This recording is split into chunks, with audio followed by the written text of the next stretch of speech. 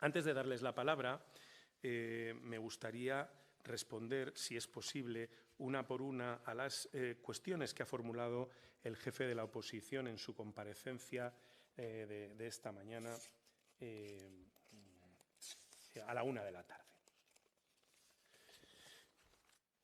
Voy a ver si soy capaz de responder a todas, aunque algunas yo creo que están ya respondidas. Bueno, tengo que decir que una parte de ellas pues, se apoyan en bulos que han sido difundidos por algunos medios de comunicación. En fin, no lo reprocho. En cualquier caso, me dan la oportunidad de responderlos aquí ante ustedes y de someterme a las preguntas que quieran hacer después. Por ejemplo, sobre Adamuz, ¿cómo es posible que el centro de control pierda el rastro del Albia? Es que no es posible, porque el centro de control de Adif nunca pierde el rastro del Albia. Aparece en todo momento situado en los paneles de control, ocupando un determinado circuito de vía. Si el maquinista de Lirio no hubiera llamado, Adif no se hubiera dado cuenta. Claro que se hubiera dado cuenta, como se dio cuenta de que el Albia estaba detenido y llamó para ver qué es lo que pasaba y por qué estaba detenido.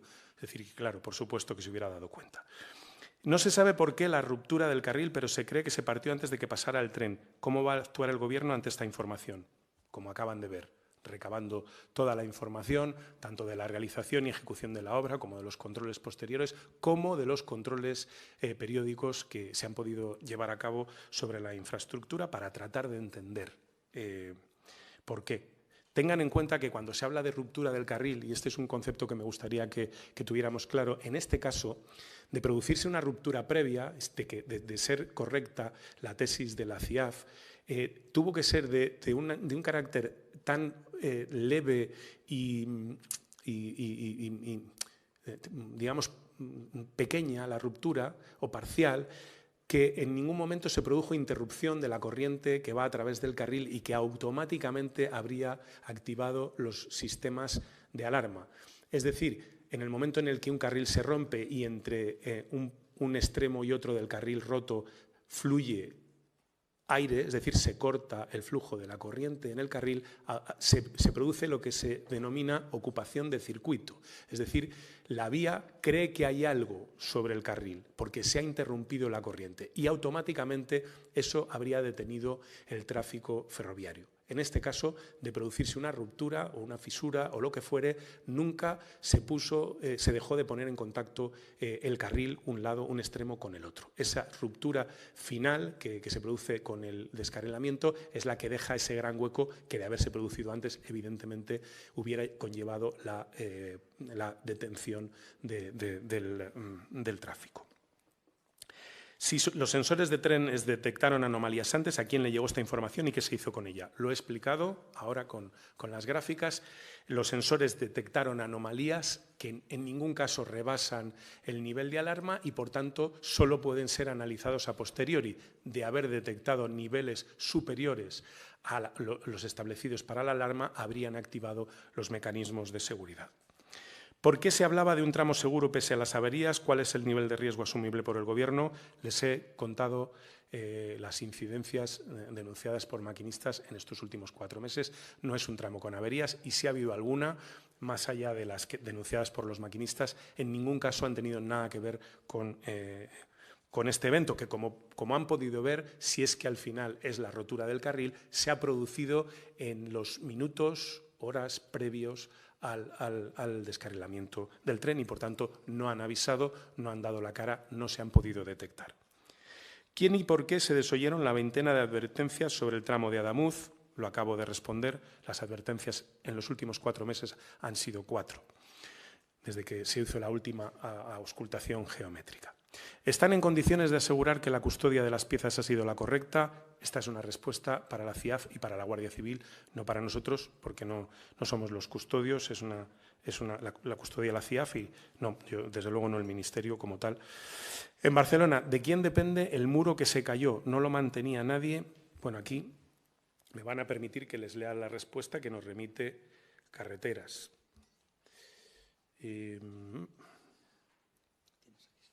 La tengo por escrito, sí.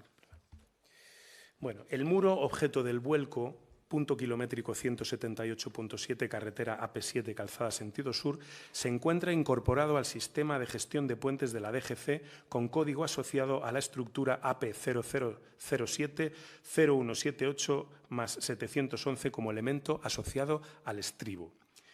La duda de la titularidad que se manifestó inicialmente responde a los primeros momentos del incidente, pero una vez se ha tenido acceso a la información necesaria, ha quedado resuelta. La concesión de la autopista AP7 en ese tramo, encargada desde los años 70 de su construcción y conservación, finaliza en noviembre de 2021, pasando a gestionarse de forma directa por la Dirección General de Carreteras a través de sus contratos de conservación y explotación e incorporando sus obras de fábrica al sistema de gestión de puentes. Aquí viene lo importante, o bueno, todo es importante, pero esto es más. A partir de esa fecha se inspecciona por la Dirección General de Carreteras con la periodicidad y contenido que marca la nota de servicio de 9 de marzo de 2007 sobre la realización de las inspecciones de nivel básico en obras de fábrica, muros y obras de contención, obras de paso y túneles de la red de carreteras del Estado. Así se han realizado 3 inspecciones, 2 básicas en mayo de 2023 y agosto de 2024 y una principal inspección de nivel superior en febrero de 2025. Como resultado de estas inspecciones no se detecta ninguna incidencia o afección significativa que denote ningún riesgo. Espero con esto resolver una duda que sin duda que no cabe, es importante. Bien. ¿Cuál es el sistema de gestión trazable de Adif para asegurar que tiene información puntual sobre el estado de las vías, la ubicación de los trenes y la atención de las alertas? Pues el mismo que el de Alemania, que el de Italia, que el de Francia, porque todos están controlados por la ERA, la European Railways Agency, la Agencia de Ferrocarriles Europeo. ¿Qué sistema tiene Adif para decidir qué velocidad imponer? ¿Es arbitrario u objetivo? ¿Por qué se hace caso ahora a los maquinistas? Bueno, esto vengo explicándolo. Lamento que el señor Feijóo o la oposición no esté atenta a las comunicaciones que hace el Gobierno. Quizá por eso hablan de falta de información o de transparencia. Yo creo que hay falta de atención. Adif no tiene ningún sistema arbitrario para imponer la velocidad, tiene un sistema basado en protocolos y en criterios objetivos. Como saben, nuestros ojos y nuestros oídos son múltiples. Tenemos ojos y oídos puramente científicos, que son las máquinas que realizan la labor de auscultación y exploración de las vías. Tenemos ojos humanos, que son los de los técnicos que recorren a pie las vías y que nos informan de las incidencias o cuestiones llamativas que encuentren sobre el terreno. Y tenemos nuestros ojos y nuestros oídos, que son importantes también, que son los de los maquinistas, que no son los únicos, ni tampoco los más objetivos, son ojos y oídos humanos. Los maquinistas nos trasladan incidencias que, como he señalado en mis comparecencias, en el caso de la red de alta velocidad ferroviaria, vienen a ser de 4 a 5 al día en toda la red. Y como saben, muchas de ellas no conllevan la necesidad de aplicar limitaciones de velocidad, pero en ocasiones sí lo hacen. Y lo que hacemos es, tras una comprobación objetiva, es decir, una vez que el ojo o el oído de los sentidos del maquinista nos dicen que hay algo que pueda ser extraño en la vía, lo que hacemos inmediatamente o tan pronto nos es posible es constatar que una prueba científica objetiva coincide o no, en qué medida coincide y a partir de ahí se aplican las medidas correctoras. Por tanto, cuando se nos dice que hay una incidencia, un problema, no es que queramos hacerlo, es que tenemos que hacerlo y lo hacemos. Y eso además se recoge por escrito, todo deja trazabilidad y se adoptan las medidas correspondientes en función de los niveles de alarma que se detecten en la exploración objetiva. Trenes de reconocimiento, ¿cuántos hay? ¿Cuántos operativos? ¿Quiénes los conducen? Bien. Bien de manera específica o bien en funciones de exploración, tengo que decirles, para tranquilidad de los usuarios de la red de alta velocidad española, que antes de cada puesta en explotación cada mañana de la infraestructura hay un tren en alta velocidad que va por delante explorando la vía para garantizar que la misma está expedita y se encuentra en perfectas condiciones para que se pueda proceder a la explotación comercial. Esto también se hace en vía convencional.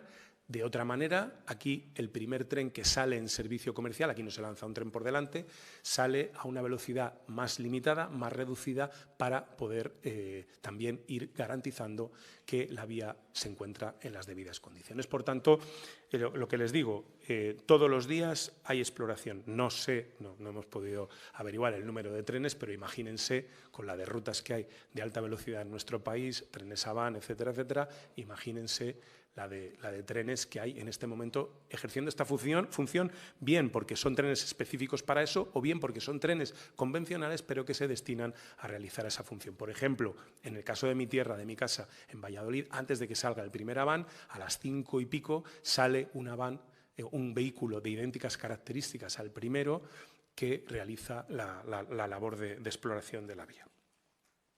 ¿Hay trenes de auscultación sin utilizar? No. Ninguno. Tenemos un tren 106 pendiente de homologación y otro que se está adquiriendo, que es un tren Oaris de CAF, que también se está homologando. El resto están en servicio. No están ni abandonados, ni vandalizados, ni nada de lo que he leído hoy en un medio de comunicación. En fin. El cargo de Adif estuvo vacante meses, se eliminó la unidad de prevención, está avalado por la Agencia de Seguridad Ferroviaria. Nunca ha estado vacante, siempre ha sido la misma persona y solo se le ha cambiado la adscripción. Es decir, ahora depende de otro director o de otra unidad, pero nunca ha estado, depende directamente del presidente. Es decir, fíjense si se le da importancia, que ahora ha pasado a depender directamente del presidente. Se ha revisado la calidad del material de la vía en las obras de Córdoba. Como digo, cuenta con todos los certificados de calidad, tanto el carril como el balasto, como las soldaduras y como los desvíos. Mantenimiento. ¿Por qué no se ha ajustado el mantenimiento al incremento de pasajeros? Nunca ha habido tanta descompensación entre el uso y el cuidado. Bueno, hay una cosa de esta pregunta que es cierta, que es que nunca ha habido tanto uso de la red ferroviaria española. Es cierto. Nunca ha habido tantas circulaciones ni tantos pasajeros. Esa es una estupenda noticia. Pero no es verdad que no se haya incrementado el gasto de mantenimiento. Quizá el debate sea si es el óptimo, si debemos incrementarlo. Lo dije el otro día, ese debate podemos y debemos tenerlo y nosotros estamos dispuestos a tenerlo. Pero, por favor, desvinculémoslo del accidente, porque con arreglo a lo que les acabo de leer, creo que el mantenimiento y los controles no están en el origen de este accidente, o por lo menos los que están pautados y determinados. A lo mejor la conclusión, cuando esto todo termine, es que igual hay que hacer otro tipo de controles, que igual hay que, no sé, sí les digo, por ejemplo, que en lo que se refiere a rotura de carril, Adif en este momento está, quizá lo pueda explicar mejor el presidente, involucrado en 2 proyectos de investigación, porque la rotura de carril, aunque yo decía el otro día, es un accidente extraño en cuanto a infrecuente y a que no, afortunadamente no se había producido, ni mucho menos con esta intensidad en el ámbito de los pasajeros, es un problema recurrente de las redes ferroviarias mundiales, la rotura de carril. La ERA reporta 3.000 roturas de carril al año en los sistemas ferroviarios europeos que remiten datos a la ERA. Por tanto, es una preocupación. Obviamente. Es verdad que la inmensa mayoría de las ocasiones estos eventos se libran sin consecuencias para las personas.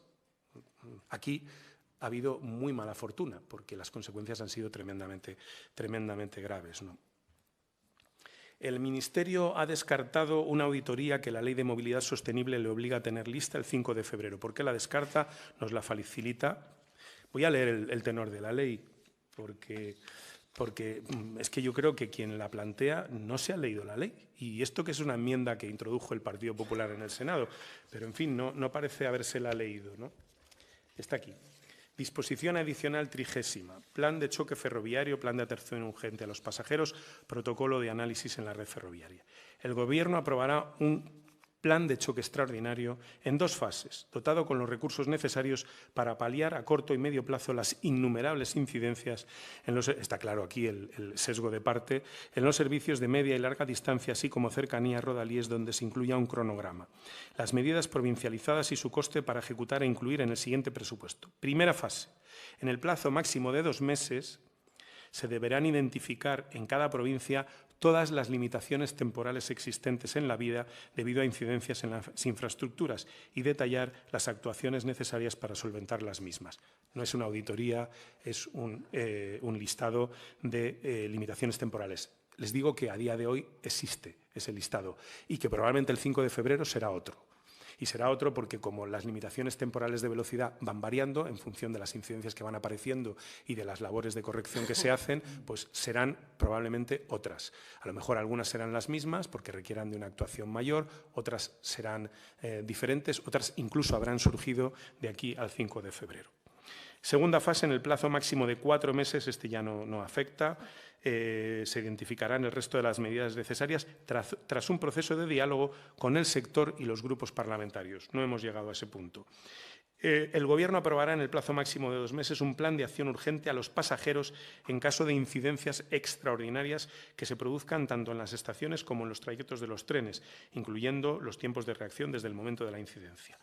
Dicho plan, que será responsabilidad del administrador e infraestructuras ferroviarias en su ejecución, articulará, protocolizará e identificará las responsabilidades de ejecución de al menos la atención inmediata de las personas vulnerables, etcétera, etcétera. Eso creo que está elaborado o estamos en ello. Y, por último, el Gobierno aprobará en el plazo máximo de 2 meses un protocolo de análisis de incidencias en la red ferroviaria que no sean objeto de investigación por la Autoridad Independiente para la Investigación Técnica de Accidentes e Incidentes. Este protocolo definirá el análisis de todas las incidencias que provoquen más de 20 minutos de retraso, etcétera, etcétera. Bueno, esto entiendo que está en elaboración. ¿Por qué asegura que la limitación de velocidad es habitual, pero no se hizo en agosto del 25 en los tramos señalados cuando lo solicitaron los maquinistas? Vuelvo a negar la mayor. Además, no tiene nada que ver con el incidente, pues está en un tramo ya limitado a 250. Si las vías están bien, ¿por qué se limita la velocidad? Y si no lo están, ¿por qué no se han limitado antes? Las vías están bien, pero no son invariables. Las vías soportan tráfico, inclemencias del tiempo, accidentes, en fin, cosas que le afectan la propia evolución de las mismas en el tiempo, y lo que se hace es detectar qué puede haber, qué deficiencias puede haber, y se les aplican las medidas correctoras oportunas. ¿Cómo se puede afirmar que todas las vías están en perfecto estado si eso afirmaban de la línea Madrid-Sevilla? Pues podemos afirmar que están en perfecto estado porque, como habrán podido comprobar, todas las comprobaciones así lo decían. Y, por último, ¿cómo se puede decir que no se sabe lo que pasó y asegurar que nunca volverá a pasar? No sabemos todavía lo que pasó, tenemos una tesis más plausible a criterio de la CIAF que otras, veremos a ver si es la definitiva, no nos precipitemos, eso tardará.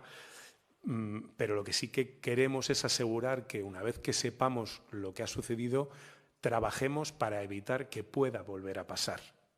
Trabajemos para, en la medida de las posibilidades humanas, garantizar que no pueda volver a pasar.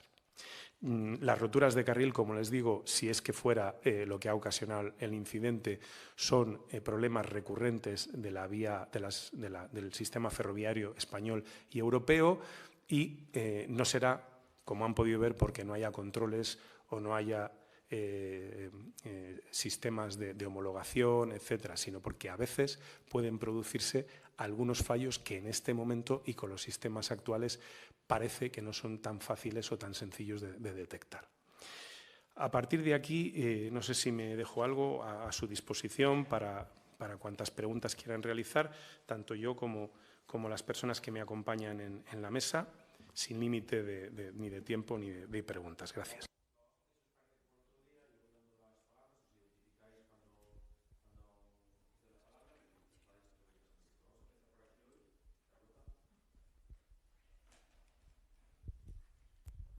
Hola, ministro. Hola, ¿qué tal? Buenas tardes. Soy Carlota Núñez, de Noticias 4. Quería preguntarle por esas revisiones de ultrasonidos, por las revisiones de ultrasonidos que se hicieron en el tramo de Adamuz, donde se ha producido ese descarrilamiento.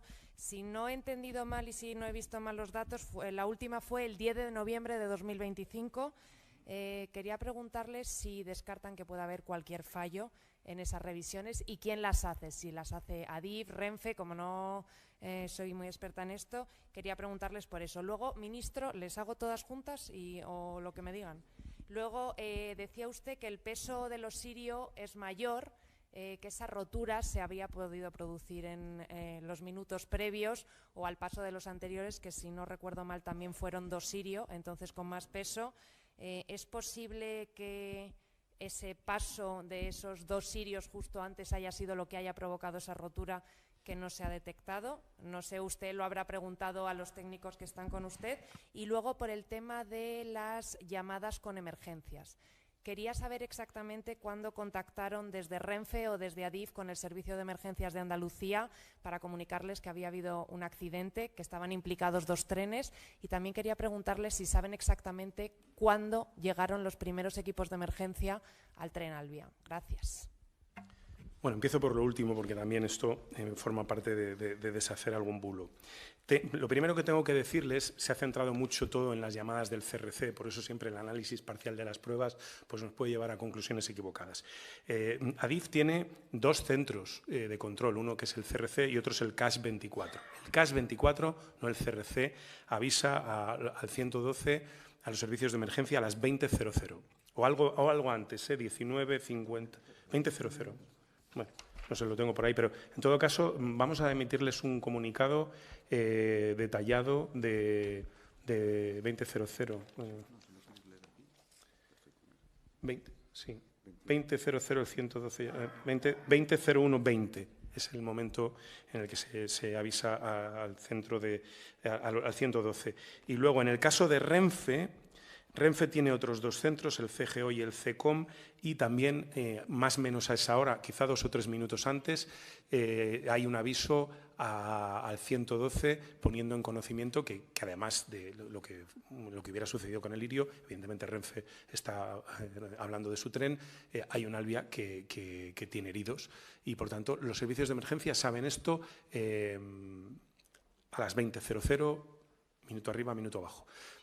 ¿Cuándo llegan? No lo sé, ni me corresponde a mí decirlo porque, entre otras cosas, no soy el competente en materia de servicios de emergencia. Sí me han dicho que la Guardia Civil estaba allí a las 20:15 o un poco antes, o sea, más rápido, pues no sé si se puede.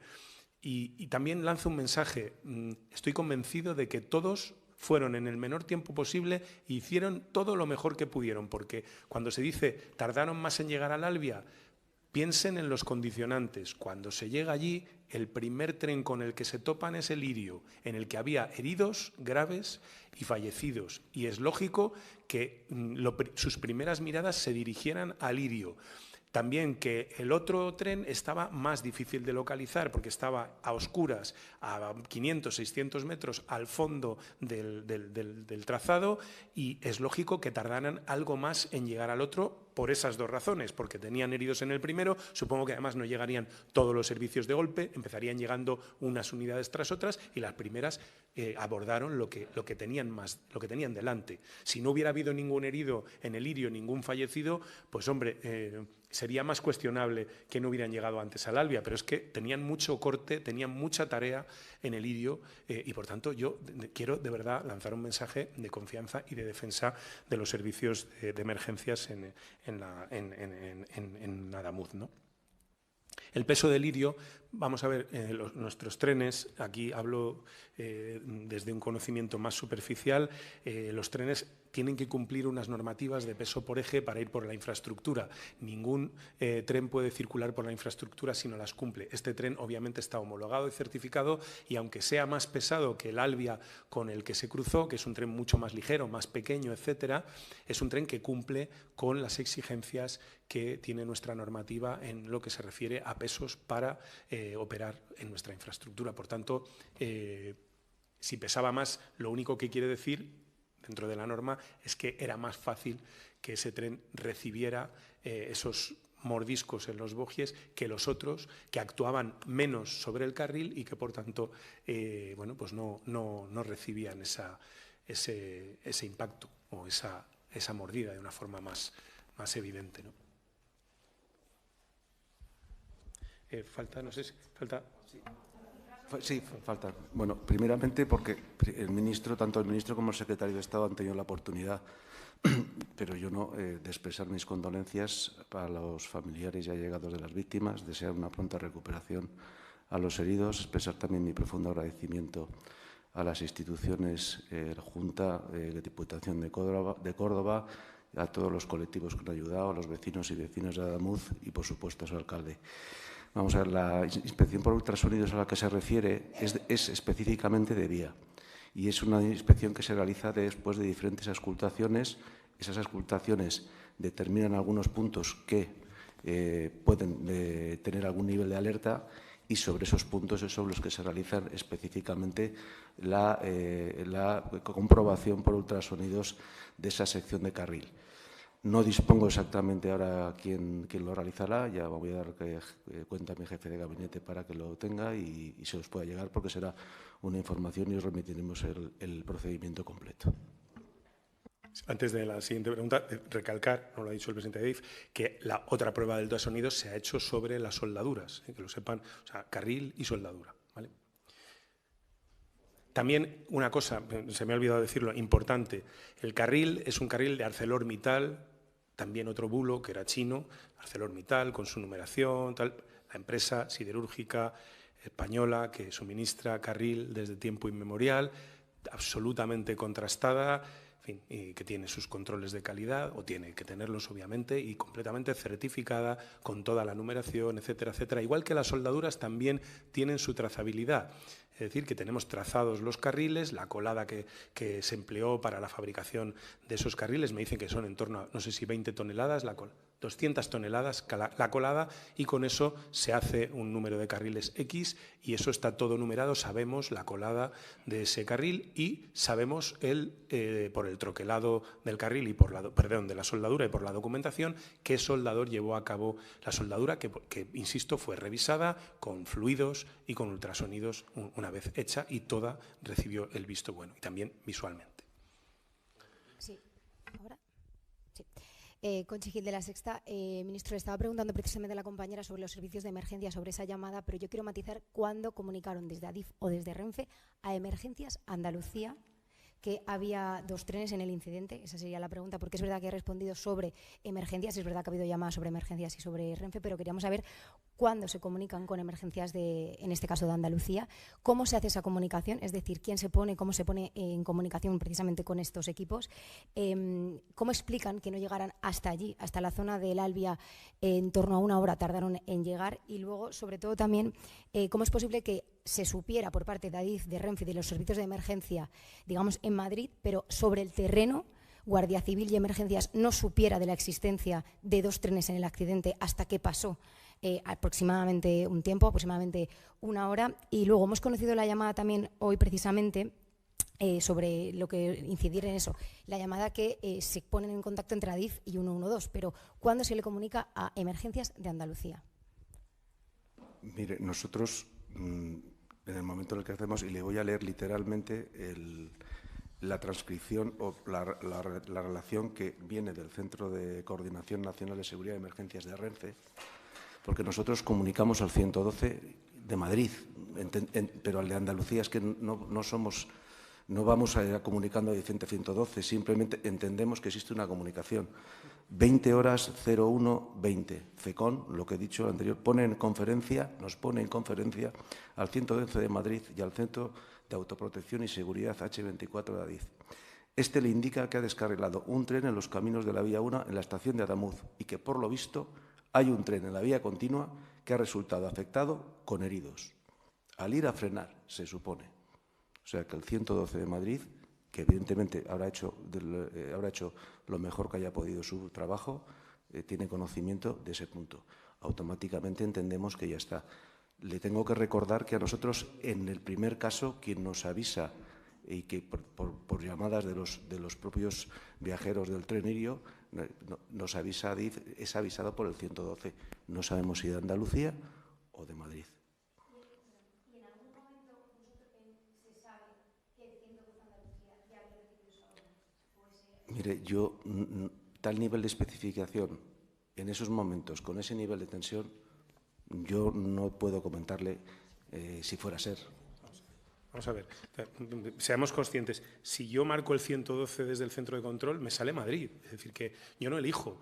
Y es la coordinación interna de los servicios de emergencias, el 112, el que tiene que trasladar al territorio lo que ha pasado. Que estoy seguro que hizo con carácter inmediato, pero eso no nos corresponde a nosotros decirlo, ni siquiera lo sabemos.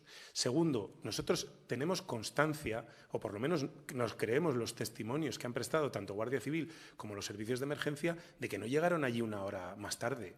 En cualquier caso, también quiero decirles que el punto estaba localizado, pero ojito, hay que llegar allí, hay que ver lo que es, caminos de tierra, hasta que se llega allí, y tuvimos suerte dentro de la desgracia, porque eso se produce 1 kilómetro más allá, tanto por un lado como en un caso hubiera sido en el túnel, en el otro pues estaríamos en una zona prácticamente silvestre en la que los accesos son caminos de tierra paralelos a las vías y hubiera sido todavía más complicado. O sea que dentro de la desgracia esto sucedió en un punto de acceso razonablemente bueno porque había un PAD de Adif en Adamuz. Y a partir de ahí, nosotros digamos que hemos cumplido con nuestra responsabilidad trasladándole me dicen, a las 19:53 el 112 ya tenía conocimiento. A las 19:53. Es un teléfono único, nosotros no elegimos cuál es el territorio y esto es bueno que se sepa también para no… Y son ellos en su coordinación interna de su sistema de seguridad y su procedimiento pues los que tienen que trasladar al territorio que sea el hecho, ¿no? Ministro, muy buenas tardes. Edu Hernández de la cadena SER. Le quería preguntar por esos informes que han estado haciendo sobre la soldadura, esas comprobaciones que hicieron antes. Entiendo que si se hace y se pasa es porque garantiza que estaba bien la soldadura. También si se garantiza que en un tiempo, entiendo que también hay que esperar a la CIAF, no vuelva a pasar algo así si la soldadura está correcta. Luego ha comentado que la soldadura lleva la firma del soldador, hay un registro de quién la hace. ¿Se puede saber ahora mismo cuándo se realiza, qué empresa es? Ya nos ha comentado las pruebas a las que fue sometida y si esa empresa ha sido la que ha montado el resto de soldaduras en la vía. Y luego le quería hacer la última pregunta. Ha comentado el tema de los pesos de los trenes. Sé que hay que tener en cuenta qué distribución hacen de las toneladas por los ejes, pero le quería preguntar, porque es cierto que hay mucho debate en el sector ferroviario de la influencia que puede tener el peso del tren en el desgaste de la vía. En este caso, sé que hay que tener en cuenta cómo distribuye por el eje, pero no sé si tantos trenes circulando después de la liberalización ha venido un tren más pesado, que es el Lirio. El Wigo no tiene un peso muy elevado, son 325 toneladas. Ustedes tienen dos series, la de Renfe, la 100 y la 103, que pesan más, pero teniendo tantos trenes, acumulando tanto peso en la vía, ¿es lógico que se esté registrando a lo mejor más desgaste de la vía? Gracias. Vamos a ver, y luego te dejo que contestes tú, pero yo no sé quién ha instalado, quién ha hecho la soldadura, la empresa, ¿no? Vamos a ver, lo primero, ¿me podéis poner el certificado de las soldaduras, por favor? Ese, vale. Todas las casillas en verde indican que la soldadura es aceptada después de someterse a todas esas pruebas que van reseñadas en la parte superior en rosa en cada columna. Por tanto, ¿qué se hace después? En este caso se hacen 3 tipos de comprobaciones que podrían avisarnos si hubiera algún problema: la geométrica, la dinámica y la visual. Eso es lo que se ha hecho después. Yo no sé qué más… lo del tema de tantos trenes, bueno, antes de darle la palabra al presidente Renfe, insisto, la normativa, nuestra infraestructura tiene fijados unos pesos máximos y los trenes los cumplen, si no, no podrían circular. Hace poco visitamos China y una de las preguntas que hicimos fue el peso de los trenes para ver si era asumible por nuestra infraestructura. Eran trenes bastante pesados también. Lo que sí digo es que la densidad de tráfico de nuestra red es inferior a la de países como Francia, Alemania e Italia. Es decir, no estamos ante una densidad de tráfico que no sea asumible por la infraestructura. Evidentemente, si pasa un tren al día, el desgaste es muy poco, si pasan 1000, pues es mucho mayor, ¿no? Es evidente. Pero dentro de lo que es la capacidad de nuestra infraestructura, no estamos superando sus límites. Estamos, creo que todavía lejos de ellos, si tenemos en cuenta las cifras de viajeros en alta velocidad en Alemania, Italia o Francia, que son más altas que las nuestras, con menos kilómetros de red. Por tanto, no tenemos una red tan densa, tan densamente transitada como las redes italiana, alemana o francesa, ¿no? Que son nuestras referencias, puesto que son nuestros vecinos y tienen una red más parecida a la nuestra. Con respecto al tema de las soldaduras, bueno, la UTE adjudicataria, que como ha repetido y como que yo estoy totalmente de acuerdo, de la flor y nata de nuestra de primer nivel, bueno, son 4 empresas que tienen división ferroviaria. No puedo determinar exactamente a cuál de esas 4 empresas, o igual una quinta, pertenecen los 2 trabajadores que aparecen como los soldadores de este elemento. Lo que sí quiero acalcar y recalcar, las 114 soldadoras se ensayan y se prueban a ultrasonidos el 100%, pero es que luego además la empresa contratada por ADIF para inspeccionar el control de calidad de la obra, en este caso AIESA, otra ingeniería de primer nivel española, vuelve a controlar y a ensayar el 30% de esas soldaduras, es decir, 36 soldaduras han sido ensayadas 2 veces por 2 equipos de ensayo diferentes. Y tanto las 114 como las 36 posteriores han sido ensayos válidos y aprobados. Evidentemente podemos facilitar ese informe, pero por la ley, entiéndame que por la Ley de Protección de Datos, las personas que firman los mismos, pues los tenemos que abstener. Pero yo creo que está totalmente contrastado la verificación de la calidad y la inspección de las mismas. Sí, de las cuales se reensayan 36. Este es el informe para que se hagan una idea de las soldaduras. Este es el informe. Es decir, que...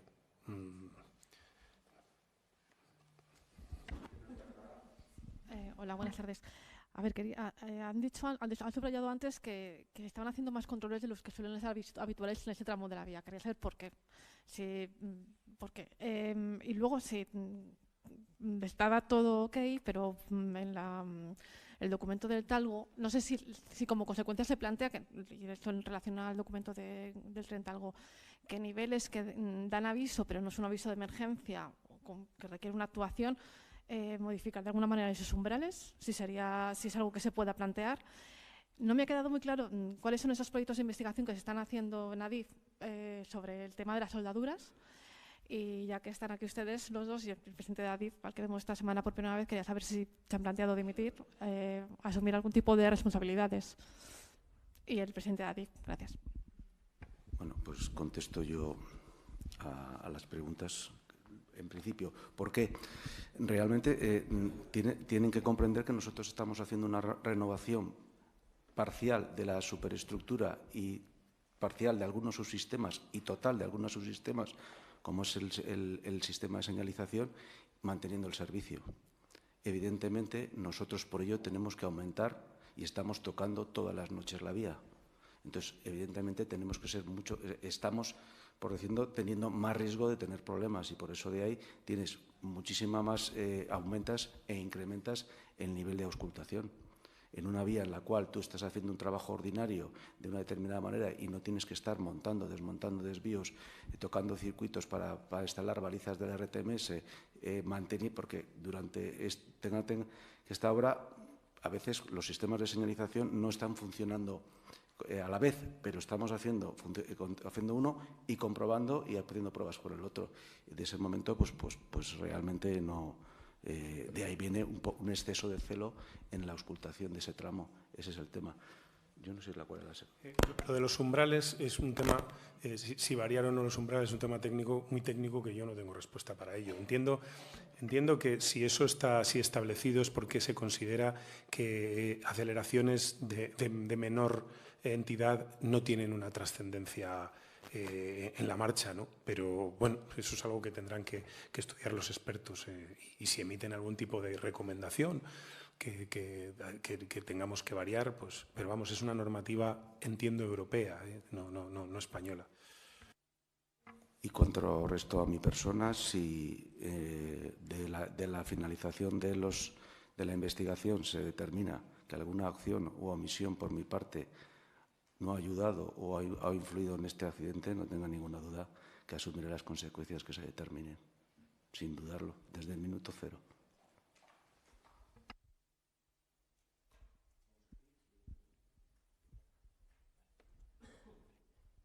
Buenas, Víctor Briegas, de Antena 3 Noticias. Mi pregunta era sobre que ya sabemos que Atocha sabía algo que el Albia había descarrilado. Bueno, sabía que había ocurrido algo, pero que no sabía que había descarrilado. Es decir, ¿cómo puede ser que con tanta información y con tanta tecnología esto aún no se sepa?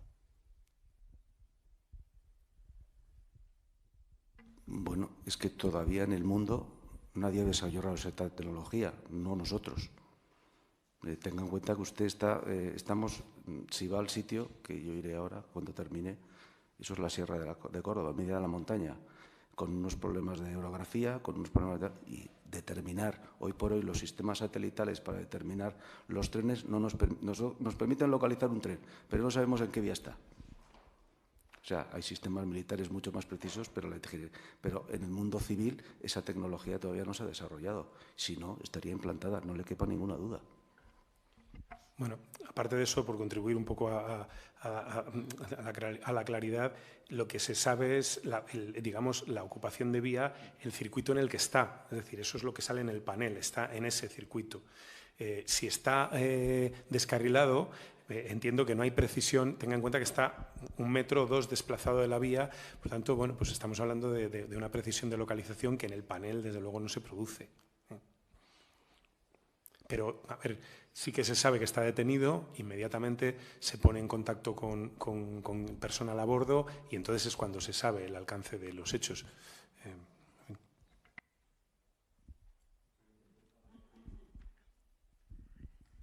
Sí, Malena Guerra, de Informativos Telecinco. Tengo 2 preguntas o 2 temas. Uno, sobre esto. No me ha quedado claro si llaman del centro de control a emergencias o es emergencias quien llama, pero además si ahí se comunica el descarrilamiento del Lirio, pero ¿cuándo se vuelve a llamar para comunicar que hay otro tren? Sería la primera pregunta. Porque no sé si hay vuelta a llamar y decir, oye, es que hay otro tren que lo tenemos accidentado. Y es que eso es lo que parece que es la discusión, ¿no? Que la gente llegaba allí y no sabía que había 2 trenes. A ver, voy a volverlo a reiterar. Cuando yo hablo de las 20.00 estoy hablando del Albia, no del Lirio. Es decir, cuando hablo de 20.00, tanto en el caso del CAS 24 de Adif como del CECOM de Renfe, que es el que llama al 112, ambas se producen a las 20 horas, en el caso de Renfe, un poquito antes. Es decir, hablo del Albia, no del Lirio. El Lirio no lo he mencionado porque lo que se está cuestionando es que se sabe lo del Lirio, pero no se sabe lo del Albia. No, lo del Albia a las 20.00 estaba en conocimiento del 112. A partir de ahí, lo que el 112 hiciera internamente y su coordinación para trasladar sus equipos allí, eso no es ni es de nuestro conocimiento ni de nuestra competencia. Pero el Albia se traslada, está grabado, se traslada que hay otro tren que está en la otra vía, que se cree que ha descarrilado y que tiene heridos. Eso se le dice a las 20.00, tanto por el CAS 24 como por el CECOM de Renfe. Vale, y lo otro era sobre las soldaduras, las auscultaciones, y creo que ha dicho que se hizo, la soldadura se debió hacer nueva en esa revisión integral donde han dicho que se tocó el carril, que acaba el 25 de, bueno, hemos visto la fecha ahí, 25 del 5 del 25. Han puesto ahí el informe. Luego han hablado de otra, o sea, otra como revisión de esa soldadura y no nos han dicho la fecha. Y supongo que cuando se hacen luego hay que volver a revisarla. Y hacerle ultrasonidos y comprobar. No, vamos a ver. Las soldaduras son, las 114 soldaduras son totalmente referentes al cambio del desvío. y todas las auscultaciones y el informe que aquí tenemos es referente a esas 114 soldaduras.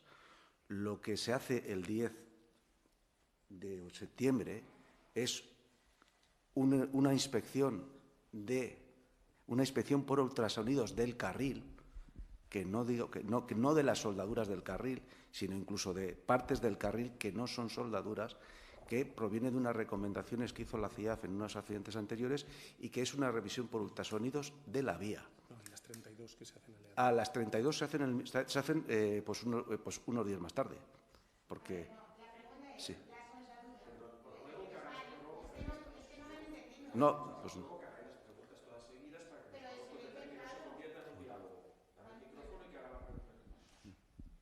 Pues eso, hago todo esto.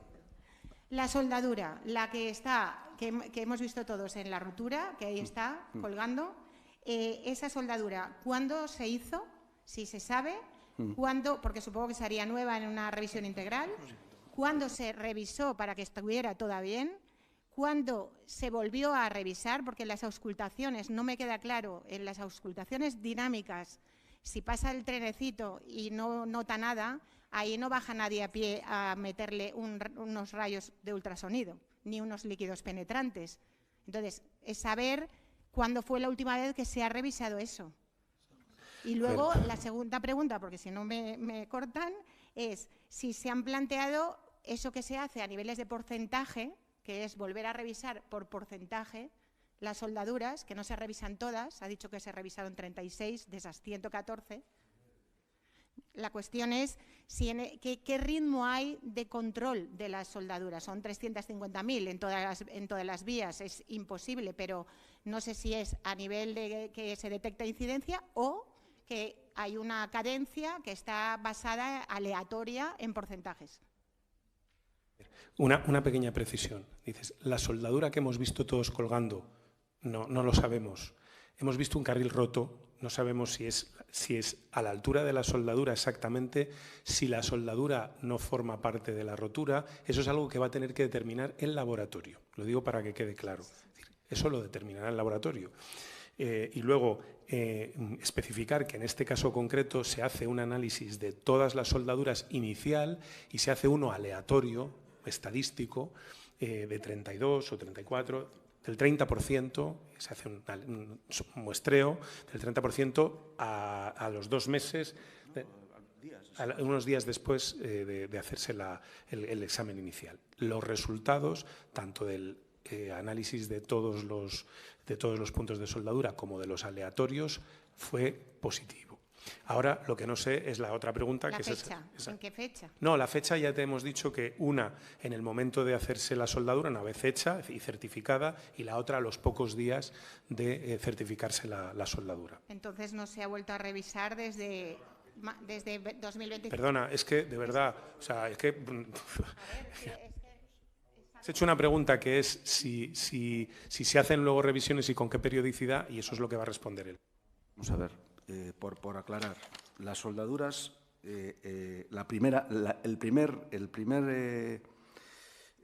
soldaduras que se realizan por parte de la empresa que las ejecuta y los ensayos por ultrasonidos, el informe está firmado el 18 del 6.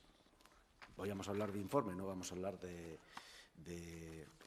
por lo menos cuándo se han realizado. Por decirlo de una manera, las soldaduras, y ahora me vais a permitir porque es bastante prolijo, las soldaduras de comprobación o recomprobación se firma el 24 del 6 o 25 del 6. Ahora bien, ultrasonidos de vía.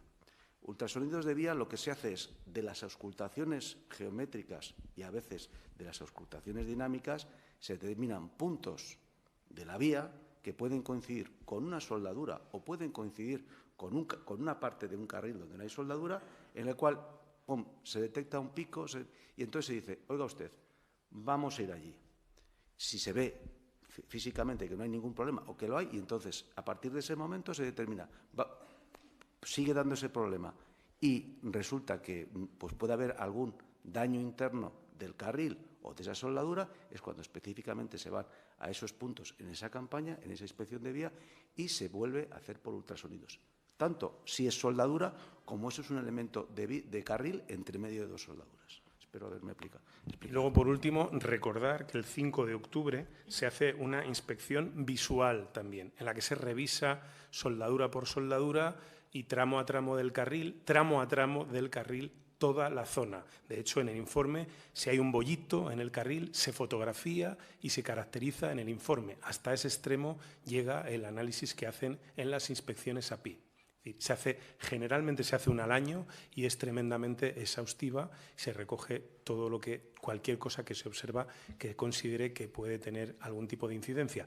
En ese informe de 1 de octubre no hay ninguna reseña de ninguna anomalía detectada en esa soldadura. Hay algunas, en el informe se reseñan unos golpes, algunas cosas que han llamado la atención. Entre ellos no está el punto concreto del incidente.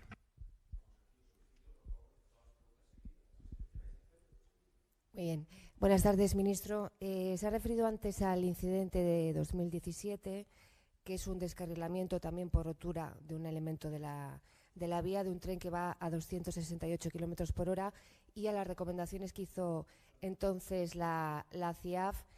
Entonces no hubo heridos porque, si fue mala suerte que circuló el otro día un tren en sentido contrario, entiendo que entonces fue buena suerte, pero podía haber pasado que no circuló un tren en sentido contrario. Esas recomendaciones hablaban de adecuar la metodología, de incluir esos nuevos métodos de revisión del mantenimiento e incluso en los pliegos de condiciones de los contratos de mantenimiento. Mi pregunta es, ¿en qué momento se hizo? Si se ejecutaron todas y cada una de las recomendaciones de la CIAF, que desconfiaban del sistema de mantenimiento, al menos en ese momento de la vía.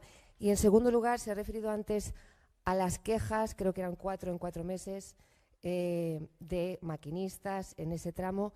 Entiendo que es de todos los trenes que han circulado, incluye a los Irio, y si el conductor del tren que tiene esos mordiscos, los ha llamado en las ruedas, manifestó en su trayecto, comunicó en su trayecto alguna anomalía. Gracias.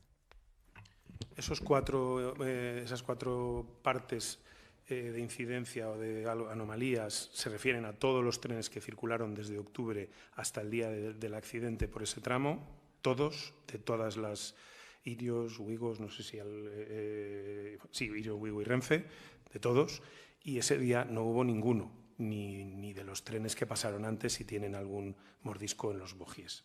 Respecto al informe de la CIAF, no sé a qué informe te refieres, ese yo desde luego no lo he visto, porque ese accidente, ese descarrilamiento, no recuerdo, yo por lo menos no sé por qué se produjo, si yo creo que no es exactamente igual que este. De hecho, aquí lo que creo es que se salió un rodal del tren, fue un problema de material rodante que quedó encajado en el carril, y eso jugó milagrosamente a favor de que, aunque la velocidad era prácticamente de 300, se saldara sin ningún tipo de lesionado, etcétera. Lo que hablamos es de un informe de un accidente que se produjo en el trayecto Busdongo-Pajares, Asturias, con un descarrilamiento en túnel, 30 de septiembre del 16. Y eso es lo que genera unas recomendaciones, porque la rotura, hemos buscado algo que se pareciera, no es exactamente igual, pero bueno, que tuviera algún parecido con el accidente que ha tenido lugar esta semana, y aquí se hacen unas recomendaciones que sí se han cumplido. De hecho, acabamos de hacer referencia pues, a las medidas que se han tenido en cuenta, que se han tomado, que son coincidentes con las recomendaciones. ¿Cuándo se pusieron en marcha? No lo sé, no tengo ese dato, pero sí puedo decir que en este caso estaban vigentes y aplicables, y se han aplicado.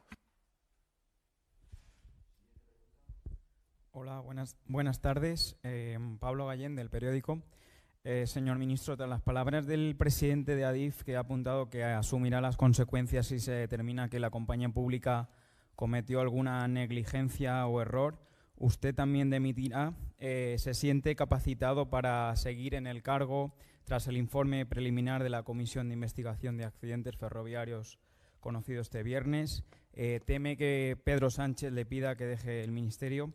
El líder de la oposición, Alberto Núñez Feijóo, también ha mencionado este viernes el esquema de indemnizaciones por retrasos. ¿se compromete a volver a restablecer el compromiso de puntualidad de Renfe que aprobó el Congreso de los Diputados el pasado noviembre?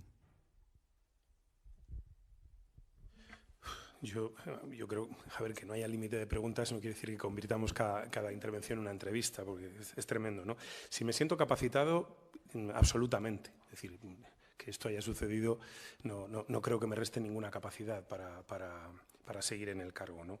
Si dimitiría, ya he dicho, incluso lo he dicho públicamente, que desde mi punto de vista los parámetros de responsabilidad en un asunto de este calado se basan fundamentalmente en que quien resulte afectado por la responsabilidad haya contribuido por acción o por omisión a la causación del daño o a su agravamiento, ¿no?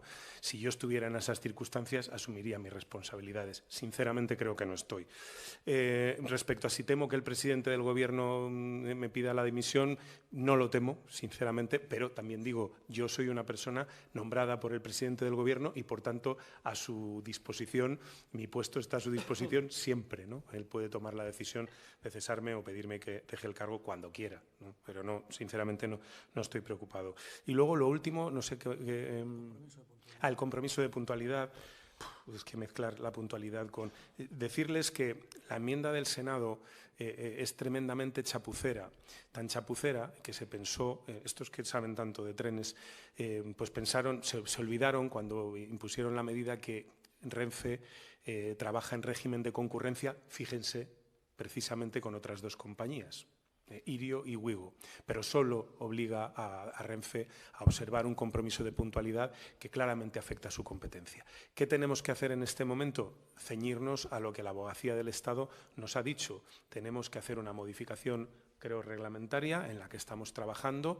Eso es lo que va a articular los mecanismos para que quienes se consideren afectados de manera discriminatoria por la medida, primero para aplicarla y para quienes que se consideren puedan recurrirla o puedan actuar contra ella, y en ese trabajo estamos. Lamentablemente, pues quien hizo la enmienda le cegué tanto yo, fíjese, ni siquiera Renfe, le cegué tanto yo que se olvidó que había otras dos compañías. Fíjese que si hubieran dicho no, el mismo compromiso para todos, pues seguramente ahora estaríamos trasladando al reglamento sin más margen de maniobra lo que ellos han decidido, pero esto nos crea muchas dificultades de carácter técnico y de carácter jurídico. Sí, buenas tardes, Joan Guirado de ABC. Le quería preguntar al presidente de Adif, en primer lugar, si saben ya, porque ayer salieron informaciones respecto a las cámaras, de que la Guardia Civil ya disponía de esas imágenes. Antes de ayer su compañero nos decía que no sabía si grababan o no grababan o qué parte del apeadero cogían. No sé si nos puede aclarar un poco esto. Luego le quería preguntar también, para aclarar respecto a la pregunta de la compañera de Telecinco, si esa soldadura concreta a la que se refiere el informe de la CIAF que habría saltado, si es que une la vía original del año 92 o es de la nueva. Es decir, creo que la soldadura 345, no sé si corresponde a la del 92 o la nueva. Y quería hacerle también una pregunta de una cosa que acabamos de conocer hace unos minutos. Se trata de un desprendimiento en la línea R1 de Rodalies en Massanet-Massanas, que tiene la vía cortada en esos momentos. No sé si nos puede explicar alguna cosa de cómo afecta de nuevo la operativa en Cataluña. Gracias. Bueno, respecto a las cámaras, realmente ese sistema era un sistema de vigilancia de lo que es el edificio auxiliar de la base técnica. Es un sistema no muy joven que graba en local y que no hemos podido ver las imágenes porque automáticamente los sistemas de grabación fueron requeridos por la autoridad competente, en este caso la Guardia Civil, y se llevaron las cámaras y se llevaron los equipos de grabación y las cintas. Respecto a ¿cuál era la segunda pregunta? Si une la soldadura. Vamos a ver. Como he comentado anteriormente, la línea Madrid-Sevilla estamos renovando totalmente algunos subsistemas y el aparataje de vía vamos renovándolo por partes.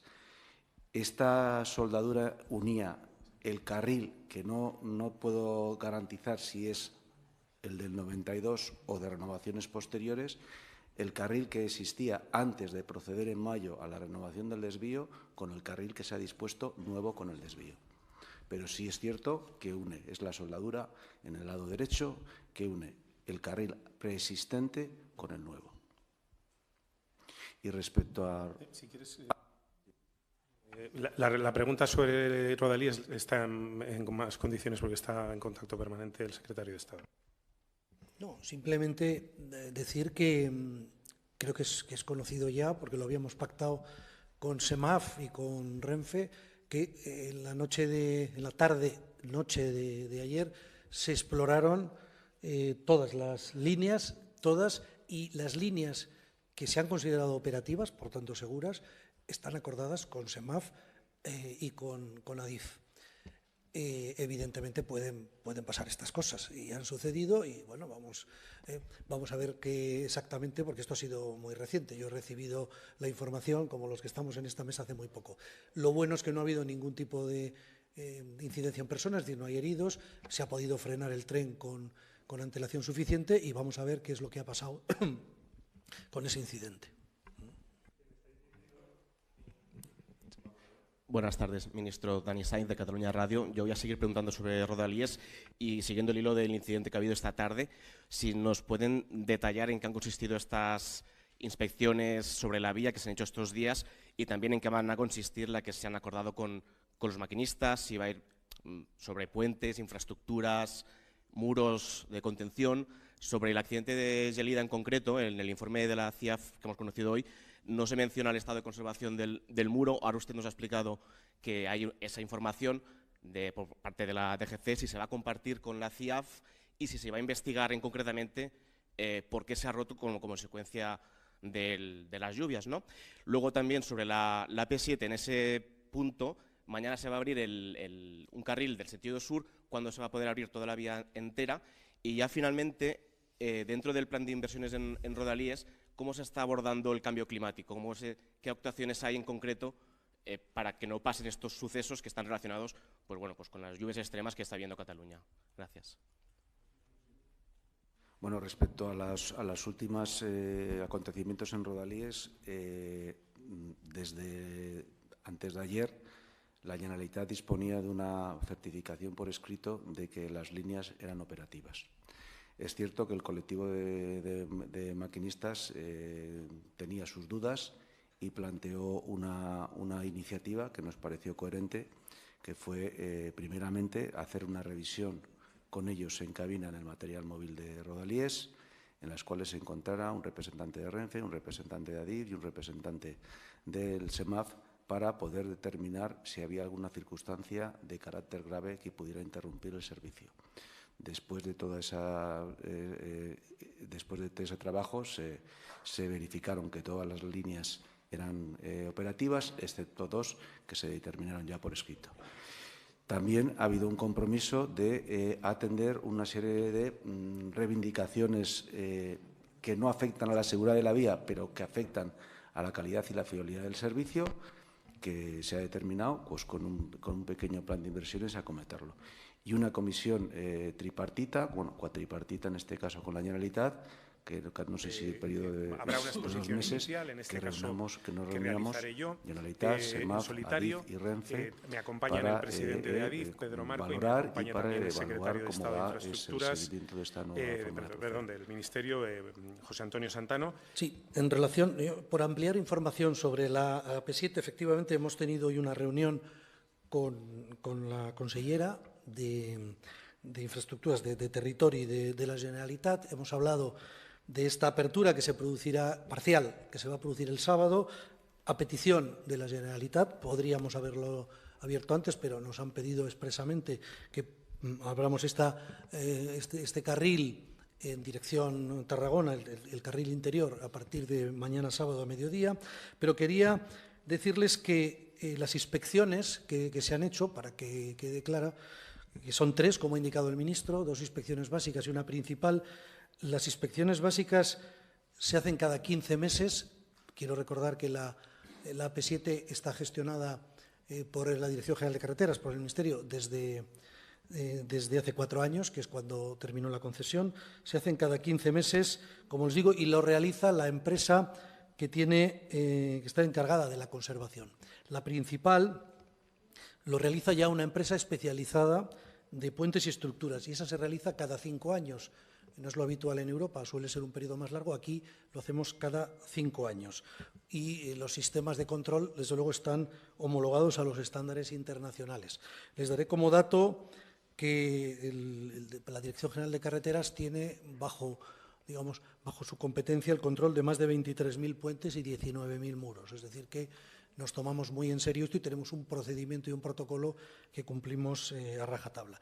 Y la última pregunta, que se refería a las medidas relacionadas con el cambio climático, lo preguntaban por Rodalíes, pero yo creo que lo podemos hacer extensivo a las infraestructuras.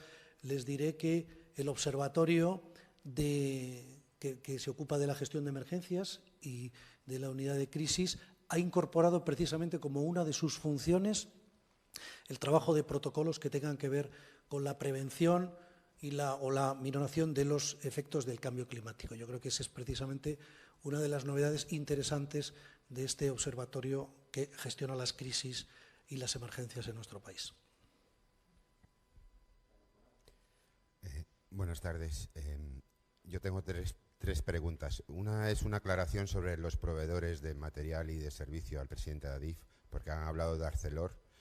Mi duda es, ante un eventual defecto de ese carril, si Adif se ha puesto a trabajar para determinar que ningún otro carril puede tener un defecto o una malformación de fábrica, y si en el eventual caso de que así fuese, tienen previsto reclamar algún tipo de penalización, indemnización al fabricante de carriles. Luego, sobre la soldadura, corríjame si me equivoco, pero Redalsa es una compañía que depende de Adif y que es la que certifica las soldaduras y hace ese trabajo de soldadura. No sé si en este caso fue una empresa de Adif quien hizo la soldadura o se contrató ese trabajo.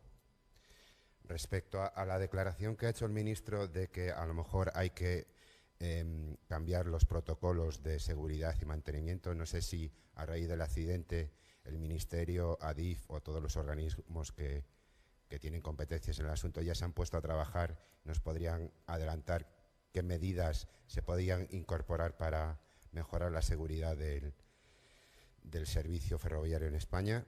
Y ya por último, el ministro ha tenido que suspender su viaje a Arabia para firmar el nuevo contrato o la extensión del contrato del corredor de alta velocidad Meca-Medina. Me gustaría saber si las autoridades saudíes están en contacto con ustedes para saber lo que sucedió en el corredor sur y cuándo se va a llevar a cabo la firma de esa nueva extensión del contrato.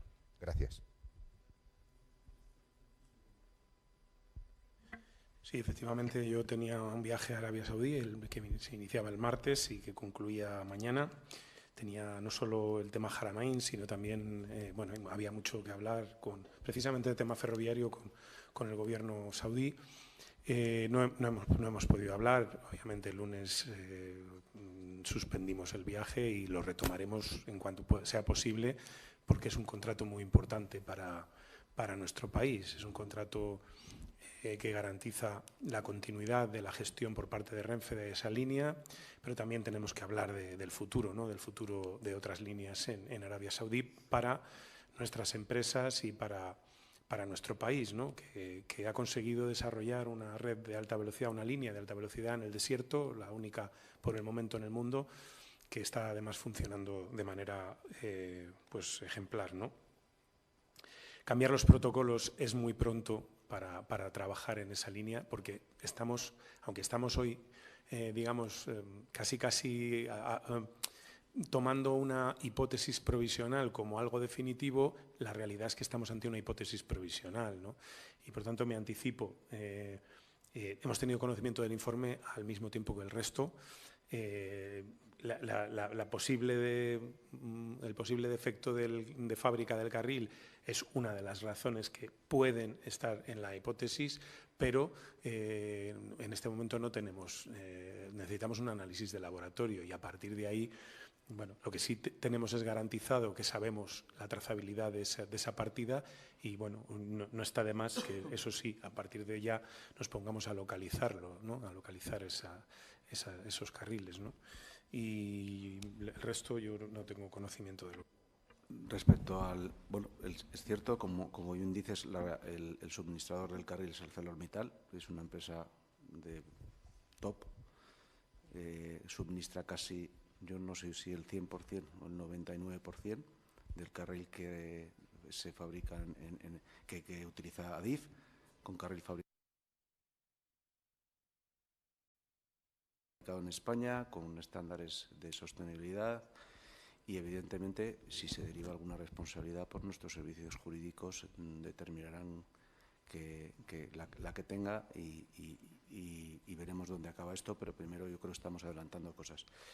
Sí le puedo decir que el ministro me ha dado indicaciones ya para localizar todos los lotes de ese mismo carril y tener una auscultación especial de todos y cada uno de los elementos que se encuentren, porque tenemos la trazabilidad de los datos y a partir de la semana que viene estaremos ensayándolos. Y es cierto, la soldadura la hace Redalsa. Redalsa es una empresa participada al 51% por Adif, que es referente en el mundo del tratamiento de las soldaduras y de la generación de barra larga de carril. Y, por supuesto, para mí no es un demérito, todo lo contrario, es un mérito. Y es la empresa... Y de Valladolid.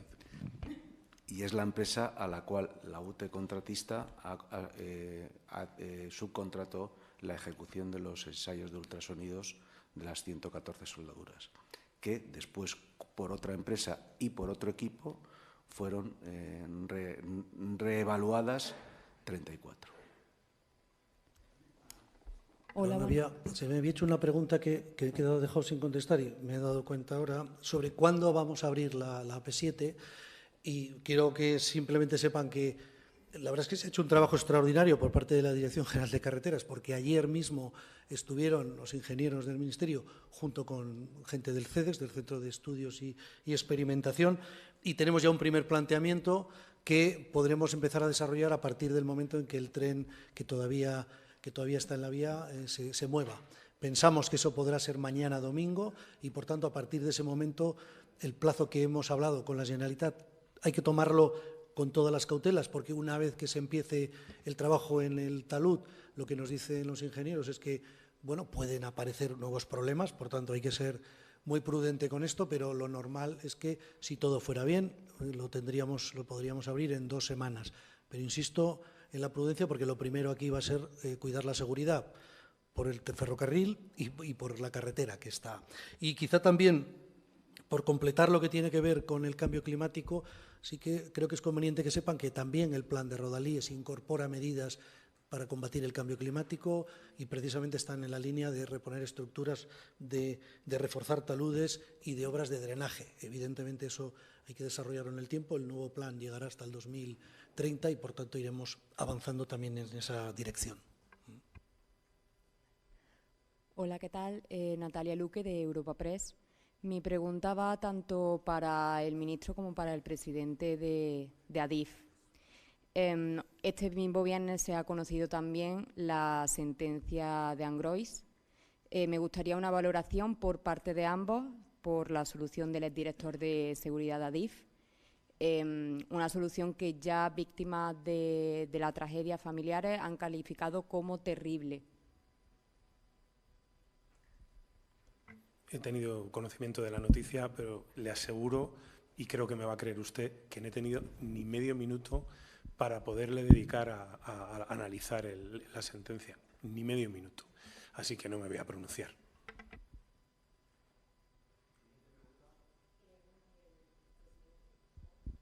Pues el presidente de Adif ha tenido menos tiempo que yo todavía, o sea que no nos vamos a pronunciar. David García, de Televisión Española.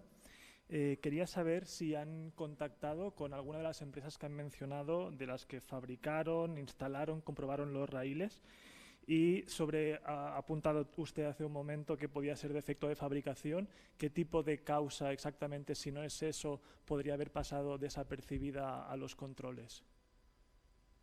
Vamos a ver, esto ya son temas muy técnicos, eso nos lo tiene que decir el laboratorio. Hay en las imágenes, no se han mostrado, no están en el informe de la CIAF, esas imágenes. Hay una mancha en el centro del carril. Parece ser que eso se deriva de la velocidad no sé, está aquí el presidente de Renfe, que se lo sabe mejor que yo, un problema, un defecto en la colada, puede ser lo que esté, pero a ver, que estamos hablando de verdad de una de las posibilidades. O sea, no me gustaría que se situara aquí ahora el foco, ¿no? Que pasáramos de un foco a otro. Es una hipótesis y hay una mancha, bueno, hay que verlo, hay que ver, y tiene que ser el laboratorio el que lo determine. Nosotros no tenemos conocimientos ni medios para determinar algo así. Es decir, esto entenderán que si se van a mandar los carriles a un laboratorio por parte de gente que tiene muchísimos más conocimientos que yo para decir qué es lo que ha pasado, pues es evidente que yo tengo todavía menos posibilidades de decir qué es lo que ha podido pasar, ¿no?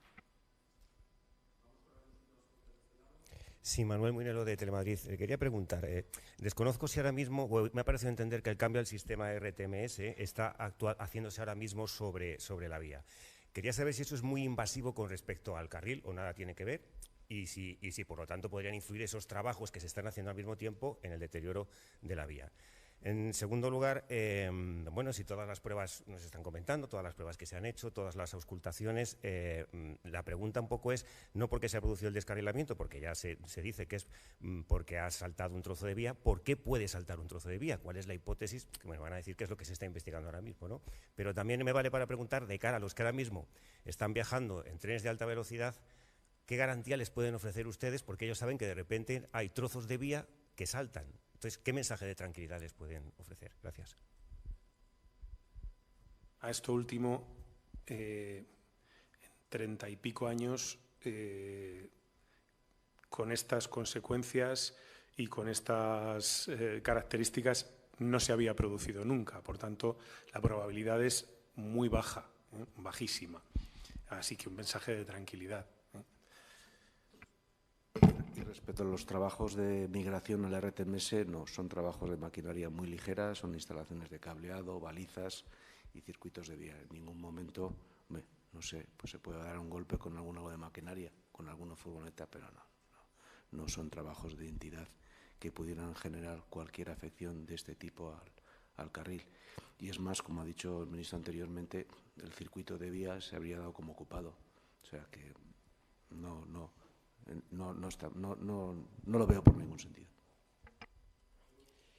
¿Qué tal? Muy buenas tardes, soy Arturo Criado del Español. Quería preguntarle los datos que hemos visto anteriormente y que en los que nos decían pues que se habían observado esas protuberancias, esos datos que ayudan, entiendo, a los sistemas del tren a que vayan modulando su velocidad, ¿se analizan a posterior, se mandan después de cada viaje, se mandan en tiempo real sobre la marcha o qué ocurre luego una vez que termina ese viaje con ellos? Y por otro lado, quería preguntarles también por los trenes auscultadores. El Seneca estuvo averiado en 2025 casi 6 meses, esto significa que durante casi medio año solo había 2 trenes auscultadores disponibles y por otro lado, dice Adif que de los tres Stadler, 2 están en calibración, eso significa, entiendo que sus datos no son 100% fiables, y el tercero empezó a operar ¿cuándo? Porque solo dicen que está estos días en el corredor Madrid-Barcelona. Perdona, la primera pregunta que no... Sí, le preguntaba por los datos del Talgo que hemos visto. Esos datos, Talgo los remite a su propietario, que es Renfe, y Renfe entiendo que los analiza a posteriori y en función de lo que ve, pues así actúa. Tenga en cuenta que el material rodante tiene unas necesidades de mantenimiento, etcétera, y bueno, pues eso supongo que forma parte de la documentación que los talleres de Renfe emplean para llevar a cabo las labores de mantenimiento de los trenes, ¿no? Y si hay alguna cosa, pero ya le digo que como no ha habido nada que se salga de lo normal, que pase de los límites de alarma, pues la información realmente no ahora tiene utilidad por lo que sabemos, ¿no? Pero si no hubiera pasado nada, tengan en cuenta que ese tipo de mediciones que están dentro de los márgenes de alarma se producen en infinidad de ocasiones o en otras ocasiones y, por tanto, no es algo que sea especialmente llamativo. Ahora es llamativo porque estamos intentando encontrar la causa de un accidente, pero en condiciones normales eso no es algo que llame la atención. Respecto al estado de los auscultadores, sí, tienes relativa buena información. El Seneca está a punto de ser reparado, lo esperamos en 1 o 2 semanas, creo. Respecto a los 3 trenes que terminas de estarles, se dio la aprobación por parte de la Agencia Española de Seguridad Ferroviaria a finales de año de los 3 Starlers nuevos. Lo que pasa es que uno de ellos solo está para alta velocidad, que es el que hemos estado trabajando en Barcelona estas noches con el asunto de las LTVs, y los otros 2 están, aunque ambos están con ejes de ancho ibérico. Son trenes que valen, son 3 auscultadores que valen para ambos ejes, para ambos anchos, pero hay que cambiar los ejes, es decir, no pueden pasar automáticamente de un ancho a otro. Esos 2 trenes ahora están en temas de días, espero que alguna semana o 2, automáticamente ya están rodando, están recibiendo datos, pero todavía no tienen la homologación de esos equipos de calibrado, pero están trabajando y están rodados totalmente. Y el 106, como bien sabemos, hemos tenido algunos problemas, lo tenemos generalmente que es un tren de auscultación de alta velocidad, porque con el Seneca realmente hay los 3 Starlers que te he comentado son trenes que pueden auscultar a 200 km/h. Nosotros estamos para a la alta velocidad con el Seneca, con el 106, pero también Renfe tiene un tren, un 112, auscultación también para las líneas de alta velocidad a 300. Y evidentemente estaremos mucho mejor cuando tengamos los 3, pero tenemos capacidad suficiente para mantener los niveles de auscultación dinámica que necesitamos en alta velocidad. Por confirmarle y ser más preciso con lo que decía antes, los datos se descargan y analizan por el mantenedor, es decir, son datos que se utilizan para el mantenimiento del tren y ellos disponen de ellos en tiempo real.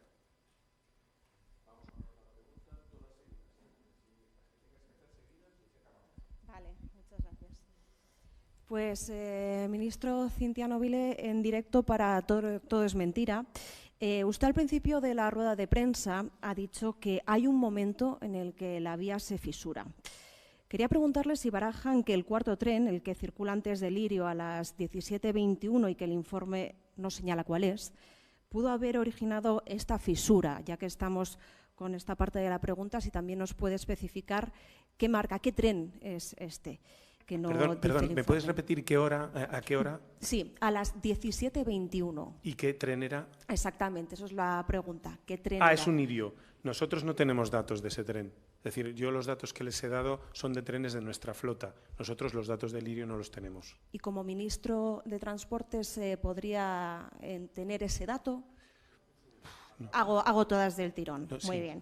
Sobre las muescas, ministro, esto a mí no me ha quedado muy claro lo que ha dicho hoy en rueda de prensa. Dijo el miércoles que se habrían encontrado unas marcas en los trenes que circulaban antes por ese tramo, pero en el lado izquierdo de los bogies. El informe dice en la página 5 que los trenes que circulaban antes, 2 eran Irio y 1 era de Renfe, que sí tenían marcas en el lado derecho como el tren Irio accidentado. Sé que lo ha explicado, ha hecho alusión a algo del peso, pero sí que quería saber si me lo podría explicar o aclarar un poquito más, puesto que no somos expertos en esto. Y la última pregunta para el señor Marco de la Peña. Le quería preguntar sobre los horarios. En el comunicado de transportes de hoy se recoge que a las 19:57 Adif llama a Renfe para decirle que hay 2 trenes afectados con heridos. Sin embargo, el miércoles en la rueda de prensa, la persona que estaba aquí en nombre de Adif, el director de tráfico de Adif, dijo que fue a las 19:50 que Adif ya sabe que hay 2 trenes involucrados. ¿Por qué se tardan esos 7 minutos en avisar si hay una llamada previa de Adif a emergencias? Y si es así, ¿a qué hora es esta? Muchas gracias. Yo primero, para que el ministro pueda encontrar la información. A ver, Ángel, que es director de tráfico, hablaba con los datos que él tenía del Centro de Regulación y Control.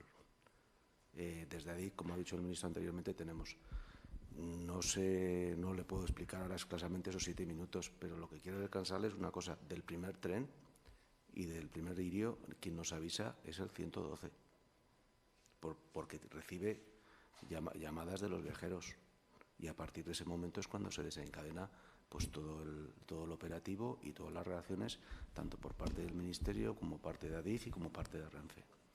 Pero realmente el Irio es realmente el 112. No sé si ya es de Sevilla, de Madrid, el que se comunica con los protocolos que tenemos con nuestro centro de regulación y a partir de ese momento, pues evidentemente Renfe también, evidentemente, tiene su nivel de control, detecta también que su tren no se mueve y también detecta que tiene otro tren detrás del Lirio parado porque no tiene tensión. Pero evidentemente, y desde el centro de control, que es a lo que se refería Ángel, tienen totalmente controlada la situación a nivel de posicionamiento de los trenes, porque esos trenes simulan parados y además no tienen energía.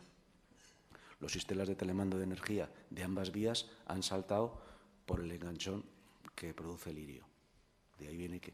Pero no le puedo detallar. O sea, el primer tren de Lirio realmente se determina cuando el 112 nos avise. A ver, si podría tener ese dato como ministro de Transportes, no lo sé. Es una propiedad de Irio, propiedad privada. ¿No? Yo supongo que la autoridad judicial sí, yo lo dudo. En cuanto a lo de ese tren que yo mencionaba que tenía marcas en el lado izquierdo, no es un tren que pasara ese día. Nosotros nos hemos remontado más allá, hemos intentado ver todos los pasos en los días previos y en concreto un tren que pasó por Adamuz a las 17:40 el martes 13 de enero tiene en la posición 11 del coche 6, rueda izquierda según sentido de la marcha, circulando con la motriz turista en cabeza unas